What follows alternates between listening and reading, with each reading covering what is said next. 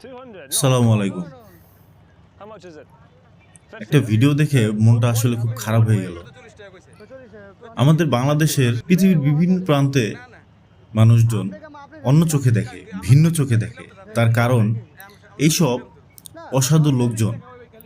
দেখেন, একটা tourist blogger, সে তার কাজই হচ্ছে বিভিন্ন জায়গায় ঘুরে ঘুরে ভিডিও বানানো, বাংলাদেশের মানুষের চরিত্র, বাংলাদেশের পরিবেশ পরিস্থিতি এইসব কিছু তুলে ধরা।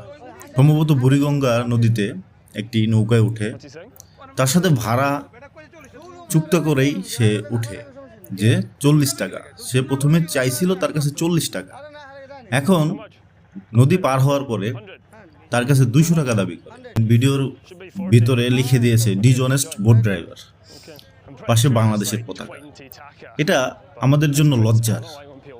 আমরা আসলে মানুষ হতে পারলাম না। পাশ থেকে এক মুরব্বী সেই বোট ড্রাইভারের বিপক্ষে কথা বলছে। সে বলছে যে তুমি তো শুরুতেই 40 টাকা চাইলা, এখন তুমি কেন 200 টাকা দাবি করতেছো?